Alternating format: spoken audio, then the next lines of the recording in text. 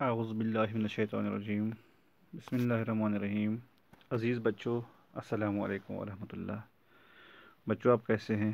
امید کرتے ہیں آپ خیریت سے ہوں گے۔ عزیز بچوں، ہم نے پریشر کوکر کا جو عنوان ہے اس کے تحت ہم نے جو سبق مکمل کیا ہے، اب اس کا آخری سوال ہمیں رہ گیا ہے، اس کا جواب لکھنا باقی ہے۔ سوال یوں ہے، خالی جگہوں کو صحیح الفاظ سے پر کیجیے۔ عزیز بچوں، پہلا ہے پریشر کوکر کے موجد کا پورا نام، یعنی اس کا جو بنانے والا اس کا نام کیا تھا؟ ڈینس پاپن اس کا نام ہے، تو اس پہ ٹک لگائیے آپ۔ ڈینس پاپن ڈیش میں پیدا ہوا، انگلستان میں، جرمنی میں، فرانس میں، وہ فرانس میں پیدا ہوا۔ ڈینس پاپن ڈیش میں پیدا ہوا، یہ 1472 ہے، آپ کے سبق میں وہاں لکھا ہوا ہے 1472 کی بات ہے، یہاں 1600 لکھا ہوا، یہ غلط ہے۔ مہربند برتن کا پہلا نام ڈیش تھا، پریشر کوکر ڈائجسٹر، اس کا پہلا نام ڈائجسٹر تھا۔ پریشر کوکر میں کھانا ڈیش تیار ہوتا ہے، پریشر کوکر میں کھانا جلدی تیار ہوتا ہے، یہ ٹھیک ہے جواب اس کا۔ تو پیارے بچوں، اب ہم اگلے سبق کی طرف آ جاتے ہیں، سبق نمبر 13 ہے ہمارا۔ بچوں، اس کا عنوان ہے اس نظم کا، خدا کی شکر گزاری۔ الحمدللہ علی کل حال، یعنی ہر حال میں اللہ تعالیٰ کا شکر بجا لانا چاہیے، کیونکہ قرآن پاک میں ایک جگہ ارشاد ہے فَبِأَيِّ آلَاءِ رَبِّكُمَا تُكَذِّبَانِ، پس تم اللہ تعالیٰ کی کون کون سی نعمتوں کو جٹلاؤ گے۔ تو اسی حساب سے یہاں شاعر مولانا محمد حسین آزاد نے بھی کوشش کی ہے ہم تک بات پہنچانے کی، تو ہم اسی کو پہلے پڑھتے ہیں تحت لفظ، اس کے بعد ترنم میں بھی کچھ اشعار پڑھتے ہیں۔ تو پہلا مصرع ہے، عنایت کا اس کی بیاں کیا کریں، عجب نعمتیں اس نے بخشی ہمیں۔ عنایت کا اس کی بیاں کیا کریں، عجب نعمتیں اس نے بخشی ہمیں۔ زمین اپنے بندوں کو رہنے کو دی، ہوا سانس لینے کی خاطر ملی۔ تو آسان ہے اس کی تشریح۔ بجھانے کو پیاس ہم کو پانی دیا، پکانے کو دی آگ اس نے بنا، ہے نا، خدا کی خاص نعمت ہے یہ پانی، اسی پر منحصر ہے زندگانی۔ قدر اس کی کرو اے قدر دانو، مہذب ہونے کی یہ ہے نشانی۔ اگر ضائع کریں زاہد یہ پانی، تو خطرے میں سبھی کی زندگانی۔ تو یہ پانی کی بات آئی یہاں پر۔ ہوا سانس لینے کی خاطر ملی، بجھانے کو پیاس ہم کو پانی دیا، پکانے کو دی آگ اس نے بنا۔ اناج اپنی رحمت سے پیدا کیا، جسے کھا کے جیتا ہے چھوٹا بڑا۔ کہیں پھول ہیں سونگنے کے لیے، کہیں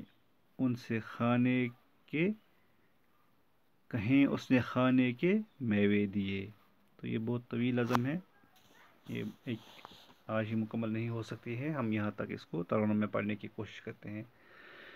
عنایت کا اس کی بیاں کیا کریں، عجب نعمتیں اس نے بخشی ہمیں۔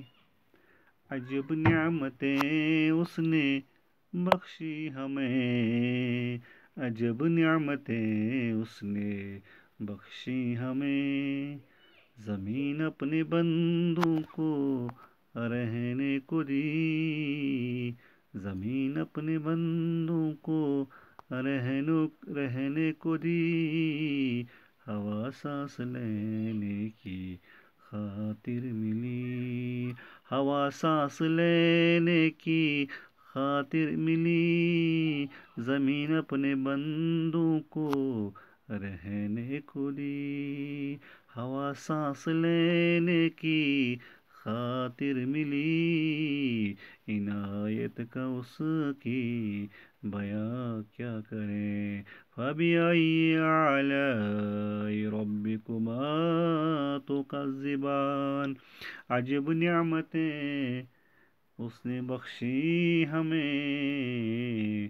زمین اپنے بندے کو رہنے کو دی، ہوا سانس لینے کی خاطر ملی۔ اور یعنی اللہ تعالیٰ کے کئی احسانات ہیں ہمارے اوپر، اللہ تعالیٰ کی عنایتیں ہیں، ہے نا، کس طرح طرح کی نعمتوں سے ہمیں نوازا ہے۔ بغیر معاوضہ کے ہمیں یہ محنتیں ملتی ہیں، تو ہمیں اللہ تعالیٰ کا شکر بجا لانا چاہیے۔ الحمدللہ رب العالمین پڑھنا چاہیے، جو قرآن پاک کی پہلی ہی آیت ہے سورہ فاتحہ میں۔ زمین جو ہے اللہ تعالیٰ نے اپنے بندوں کو رہنے کے لیے دی، اور ہوا جو ہے اسے ہم سانس لے سکتے ہیں، اگر ہوا نہیں ہوتی تو ہم سانس نہیں لے پاتے۔ بجھانے کو پیاس ہم کو پانی دیا، پکانے کو دی آگ اس نے بنا۔ بجھانے کو پیاس ہم کو پانی دیا، پکانے کو دی آگ اس نے بنا۔ اناج اپنی رحمت سے پیدا کیا، پھل فروٹ وغیرہ جو ہمیں ملتے ہیں، اناج اپنی رحمت سے پیدا کیا۔ جسے کھا کے جیتا ہے چھوٹا بڑا، جسے کھا کے جیتا ہے چھوٹا بڑا۔ اناج ہے نا، زمین سے جو ہم اناج اگاتے ہیں، فصل اگاتے ہیں، وہ اللہ تعالیٰ کی نعمتیں ہیں نا، اللہ تعالیٰ کے بھروسے پر ہم اس کو یخرج الحی من المیت و یخرج المیت من الحی و ترزق من تشاء بغیر حساب۔ اللہ تعالیٰ زندے سے مردے کو نکالتا ہے، مردے سے زندے کو نکالتا ہے۔ اس کی بڑی مثال یہ ہے جو بیج بوتے ہیں، پھر اس سے پھل اگتا ہے، اس سے اناج نکلتا ہے، اسی کو کہتے ہیں یخرج الحی من المیت و یخرج المیت من الحی و یرزق من تشاء بغیر حساب۔ ہر ایک کو رزق دیتا ہے بغیر حساب کی، کہیں پہ کوئی حساب کتاب نہیں ہے۔ تو یہ اللہ تعالیٰ کی مہربانی ہے ہمارے اوپر، اپنے بندوں کے اوپر۔ تو بندوں کو اللہ تعالیٰ کا شکر بجا لانا چاہیے، اللہ تعالیٰ کی عبادت کثرت میں کرنی چاہیے، ذکر و اذکار کرنا چاہیے، اور خاص کر آج رحمتوں کا مہینہ ماہ مبارک چل رہا ہے، شہر رمضان الذی انزل فیہ القرآن ھدی للناس، ٹھیک؟ تو تو ہمیں ان چیزوں کا فائدہ اٹھانا چاہیے اور اللہ تعالیٰ کا شکر بجا لانا چاہیے۔ کہیں پھول ہیں سونگنے کے لیے، کہیں اس نے کھانے کے میوے دیے۔